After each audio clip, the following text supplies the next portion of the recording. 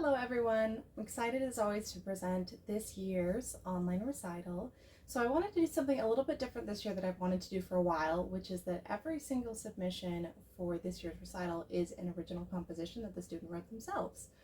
When I was a student, I always wanted to be able to compose, and I thought that the way it's presented to you, you learn about Mozart and Beethoven. It seemed like just an innate skill that they had, that they've been able to compose since they were small children, and apparently that gift had missed me, and so I wouldn't be able to compose.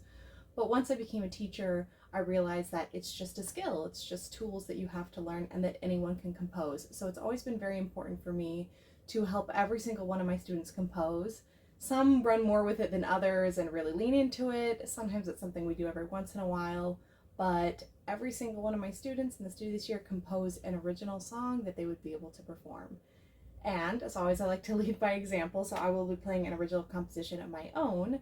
This is a song I wrote maybe 4 or 5 years ago.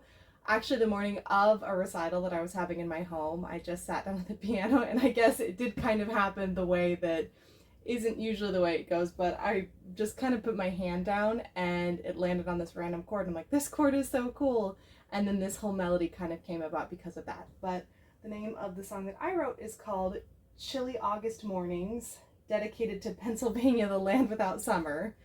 Not a title that is aged well considering we're in a heat wave now, but I remember the morning that I wrote this song, I woke up and it was just so chilly outside.